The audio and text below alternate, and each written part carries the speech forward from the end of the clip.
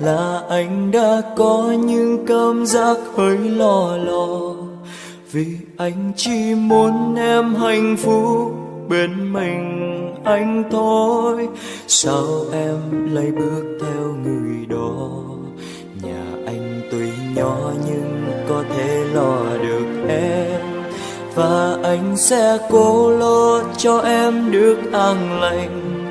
Mà sao em vẫn cứ bước đi bên người đó? Em đâu có biết tim này đâu. Người ơi, em có nhớ những lúc anh và em mình cầm tay nhau trên con phố trời đổ mưa. Anh nép em vào lòng, em khẽ hôn tựa vào vai anh. Sao giờ lại bỏ anh mà đi? Người ơi, tại sao em lại bước theo người đó? Lòng anh lo lo khi không có em ở bên.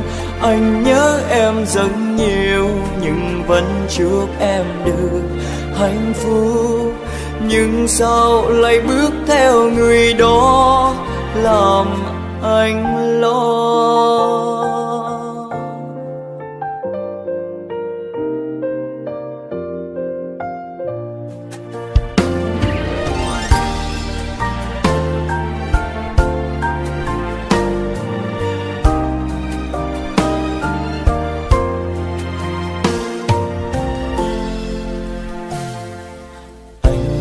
Thương yêu em nhiều lắm, và anh sẽ cố luôn bên em khi em cần.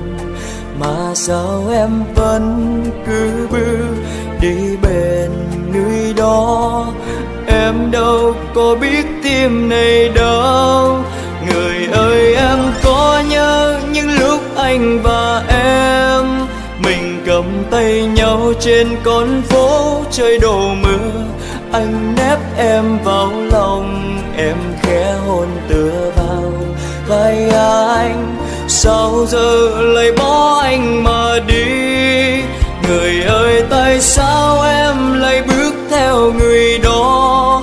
Làm anh lo lo khi không có em ở bên. Anh nhớ em rất nhiều nhưng vẫn chúc em được hạnh phúc. Nhưng sao lại bước theo người đó làm anh lo? Anh trọn đời chỉ yêu mình em, dù cho đau, dù cho nhớ thương, thì người ơi mãi yêu em nhiều. Người ơi, em có nhớ những lúc anh và em mình cầm tay nhau trên con phố trời đổ mưa. Anh nép em vào lòng, em khẽ hôn tựa vào vai anh. Sao giờ lại bỏ anh mà đi? Người ơi, tại sao em lại bước theo người đó? Làm anh phải lo khi không có em ở bên. Anh nhớ em rất nhiều nhưng vẫn chúc em được hạnh phúc.